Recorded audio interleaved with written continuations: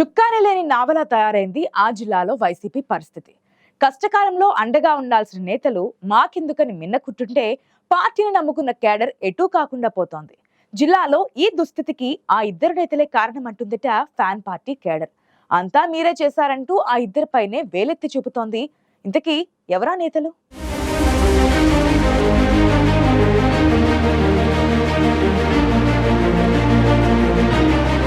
ఉమ్మడి ప్రకాశం జిల్లాలో అగమ్య గోచరంగా ఉంది ఫ్యాన్ పార్టీ పరిస్థితి. అధికారంలో ఉండగా చక్రం తిప్పిన నేతలు పార్టీ అధికారాన్ని కోల్పోగానే కాడి వదిలేశారు.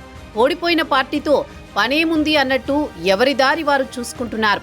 మొన్నటి ఎన్నికల్లో వైసీపీ ఘోర పరాజయంతో షాక్ నుంచి ఇంకా తేరుకోలేకపోతున్నాయి పార్టీ శ్రేణులు.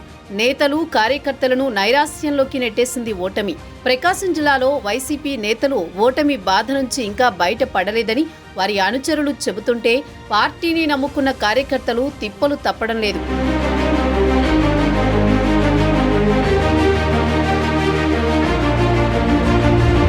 ఈ పరిస్థితుల్లోనే నిన్న మొన్నటిదాకా జిల్లాలో వైసీపీ రాజకీయాలను శాసించిన వైవి సుబ్బారెడ్డి, బాలినేని శ్రీనివాసరెడ్డి సైలెంట్ అయిపోయారు. బాలినేని పార్టీకి బైబై చెప్పేశారు. ఆ ఇద్దరి వ్యవహారమే ఇప్పుడు ఫ్యాన్ పార్టీ కేడర్లో తీవ్ర చర్చకు దారితీస్తోంది. వైసీపీలో రాష్ట్ర స్థాయి నేతలుగా గుర్తింపు పొంది బావా బామ్మర్దులు ప్రకాశం జిల్లా రాజకీయాల్లో నువ్వానీనా అన్నట్టు తలపడ్డారు. పార్టీ అధికారంలో ఉన్నప్పుడు జిల్లా వైసీపీలో ఆధిపత్యం కోసం బాలినేని వైవి మధ్య గ్రూపు రాజకీయం నడిచింది. జిల్లాలో నేతలతో పాటు పార్టీ కేడర్ కూడా రెండు వర్గాలుగా విడిపోయింది. వైసీపీకి కంచుకోటగా ఉన్న ప్రకాశం జిల్లాలో పార్టీ ఘోర ఓటమికి అదే కారణమైందనే అభిప్రాయం కేడర్లో ఉంది. జిల్లాలో వైసీపీ ప్రాభవం కోల్పోవడానికి వీరిద్దరే కారణమని పార్టీలో అంతర్గత చర్చ నడుస్తోంది.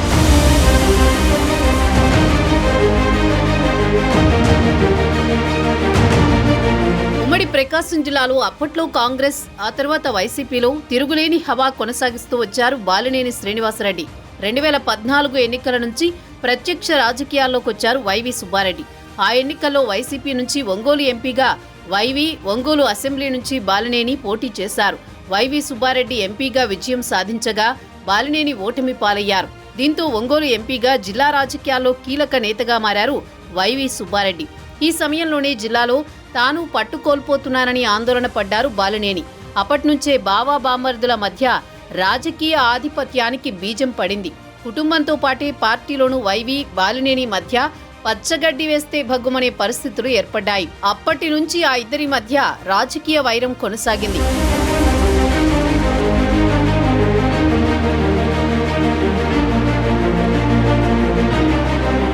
మొన్నటి ఎన్నికల్లో కూడా ఈ ఇద్దరు నేతలు ఎవరికి వారు తమ వారికి టిక్కెట్లు ఇప్పించుకునేందుకు పోటీ పడ్డారు. పార్టీ అధిష్టానంపై ఒత్తిడి తెచ్చారు. ఆ ఇద్దరి వ్యవహార శైలే జిల్లాలో పార్టీ ఓటమికి కారణమైందనే అభిప్రాయంతో వైసీపీ కేడర్ ఉంది. అభ్యర్థుల ఎంపికలో నేతలు పొరపాట్లు పార్టీపై ప్రభావం చూపాయనేది కేడర్ అభిప్రాయం. వైసీపీ అధికారం కోల్పోయాక పార్టీకి కొన్నాళ్లు దూరంగా ఉన్న బాలినేని చివరికి తన దారి తాను చూసుకున్నారు. వైసీపీకి రాజీనామా చేసి జనసేన పార్టీ తీర్థం పుచ్చుకున్నారు. బాలినేని ఏరు దాటి తెప్పతెగలేశారనే అభిప్రాయంతో ఉంది వైసీపీ కేడర్. అధికారంలో ఉన్నప్పుడు పదవులు అనుభవించిన బాలినేని ఓటమితో పార్టీని వీడడాన్ని కేడర్ వ్యతిరేకిస్తోంది.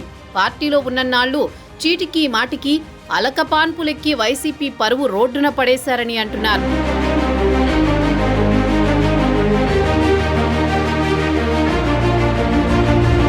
బాలినేని వెళ్లిపోయాక ఆయన నేనున్నాననే భరోసా ఇవ్వలేకపోతున్నారు వైవి సుబ్బారెడ్డి. ఎన్నికల తర్వాత జిల్లాకు వైవి దూరంగా ఉండడంపై ఆయన వర్గంలో కూడా అసహనం వ్యక్తమవుతోంది. ఇటీవల కాలంలో పలుమార్లు ఒంగోలు వచ్చి వెళ్లినా కార్యకర్తలకు దూరంగా ఉన్నారు వైవి. కష్టకాలంలో ఉన్నప్పుడు అండగా ఉండాల్సిన నేతలు సైలెంట్ మోడ్లోకి వెళ్లిపోవడాన్ని వైసీపీ కేడర్ జీర్ణించుకోలేకపోతోంది. జగన్ కుటుంబ సభ్యులుగా ప్రకాశం జిల్లా రాజకీయాల్లో కీలక నేతలుగా చలామణి అయిన ఆ ఇద్దరి వల్లే కంచుకోట లాంటి ప్రకాశం జిల్లాలో పార్టీ పరిస్థితి చివరికి ఇలా అయ్యిందనే అభిప్రాయంతో ఉంది జెండా మోసిన వైసీపీ కేడర్.